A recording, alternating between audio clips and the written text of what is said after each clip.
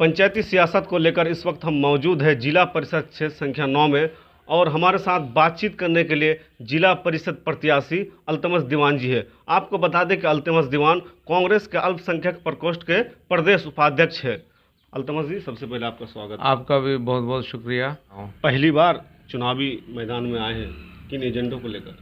जी, मैंने राजनीति जो शुरू की छात्र जीवन से सिरसावादी आरक्षण के लिए मैंने शुरू किया, क्योंकि मैं जहाँ मेरा जन्म हुआ है उनकी जो हालत मैंने देखा है और शिक्षा की जो स्थिति हमने हमेशा देखा है, हमें लगा कि उसके लिए काम करना चाहिए और उनके शिक्षा की हालत को सुधारने के लिए आरक्षण ज़रूरी था। इसलिए हमने लगातार अपने बड़े नेताओं के साथ मिलकर हमने काम किया और 1996 में हमें आरक्षण मिला और 1999 में हमको भारत सरकार ने हमें ओबीसी का दर्जा भी दिया।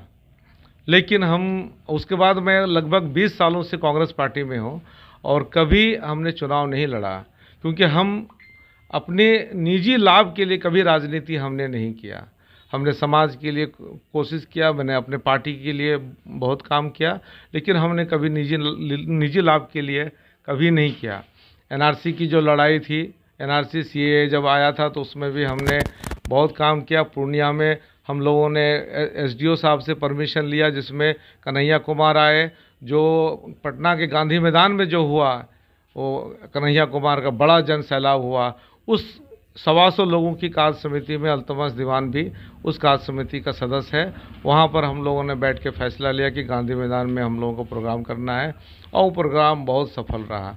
मैंने भूख हड़ताल भी किया कि ये एनआरसी एक ऐसा सीएए का ऐसा मामला है कि किसी बाबू को जब बैठाया जाएगा कुर्सी पर कि तुम्हें उनका नागरिकता देना है, तो वो कितना वसूली करेगा आम लोगों से, इसका अंदाज़ा आम लोगों को नहीं है। इसलिए लोगों को जागरूक करने के लिए हम लोगों ने आंदोलन किया कि आप समझ जाइए कि ये बाबू साहब लोग जो बैठेंगे आपको भारत का नागरिक बनाएंगे या भारत से आपको खारिज करेंगे, इसके एवज में लाखों रुपया उगाही करेंगे आपके साथ। इसलिए लोगों को हम लोगों ने जागरूक किया। हम जहाँ बैठे हैं वहाँ हमारे सुमन वैद है, उन लोगों ने भी हम लोगों के साथ कंधा से कंधा मिला करके कटिहार में उन लोगों ने काम किया था। एक जिला परिषद का दायित्व क्या होता है? जिला परिषद ये हमारे गांधी जी की विचार थी कि जब तक गांव के लोग राजनीति में नहीं आएंगे, गांव के लोगों के हाथ में पावर नहीं आएगा, तो गांव ग्राम का जो विकास है वो नहीं हो पाएगा। और उनकी सोच को राजीव गांधी ने धरती पर उतारा पंचायती राज एक्ट को ला करके। तो गांव के लोग जब उनके हाथ में पावर जाएगा, उनके हाथ में जब प्रशासनिक पावर जाएगा, तो वो अपने गांव के विकास को आगे बढ़ाएगा।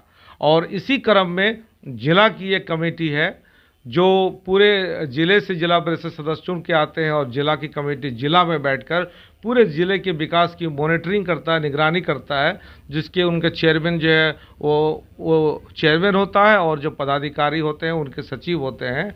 और पूरे ज़िला की जो विकास है उस पर आकलन करके और जो ज़रूरी जो प्रोजेक्ट होते हैं उनको लेकर के भारत सरकार को भेजा जाता है। भारत सरकार जब उसको मंजूरी देती है, फिर ज़िला में पैसा आता है, फिर वो काम जो है गांव की तरफ होता है, टेंडर होता है, फिर काम होता है।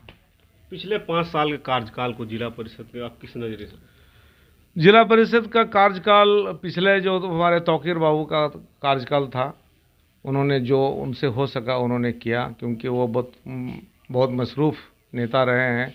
उनका चुनाव क्षेत्र है प्राणपुर, और राष्ट्रीय सेक्रेटरी है, पार्टी के काम लेकर के बहुत व्यस्त रहे होंगे, इसलिए हो सकता है कि कुछ कमियां रह गई होगी। लेकिन मैं आया हूं, मैं बहुत बड़े स्तर की राजनीति नहीं करता, बहुत ज़्यादा महत्वाकांक्षा मुझे नहीं है।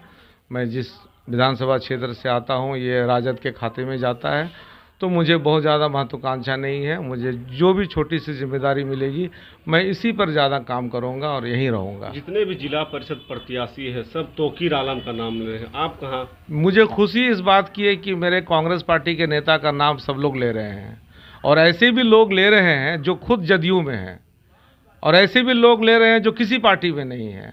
जिस कांग्रेस को लोग कमज़ोर समझते हैं, आज उसी कांग्रेस के एक नेता का नाम लेकर सब लोग चुनाव लड़ रहे हैं।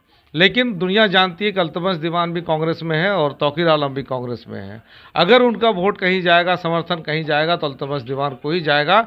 उनका नैतिक जो धर्म है और जो पार्टी का जो सिद्धांत है, नियम है, उसके तहत तौकीर आलम उससे बंधे हुए हैं, उससे वो बाहर नहीं जा सकते। किसी के साथ क्या टक्कर है? टक्कर हमारे किसी के साथ मेरा टक्कर नहीं है, क्योंकि हिंदू मुस्लिम सिरसावादी बिहारी मुसलमान जितने भी जात धर्म है सब लोगों का हमको सहयोग मिल रहा है, इसलिए मेरा किसी के साथ टक्कर नहीं है और बड़ी मार्जिन से हम जीतने जा रहे हैं। जनता से कोई अपील? जनता से अपील मैं यही कर रहा हूं कि कोई जीते हारे सब लोग इस 3 नवंबर के बाद सब गायब हो जाने वाले हैं, लेकिन एक पार्टी का कार्यकर्ता होने के नाते और बरारी पुत्र होने के नाते मैं आपके साथ हमेशा मौजूद रहूँगा।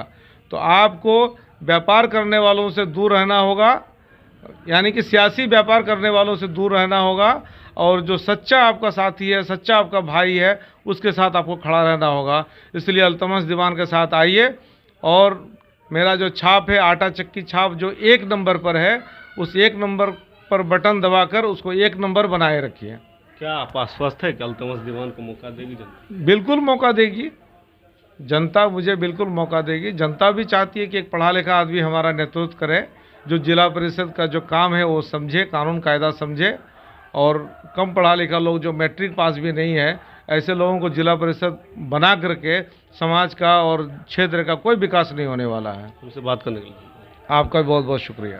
ये थे अल्तमश दीवान, जो जिला परिषद प्रत्याशी है, जो अपने चुनावी वादों को बता रहे थे। अब यह देखना होगा कि जनता आखिर में 3 नवंबर को किसे मौका देती है।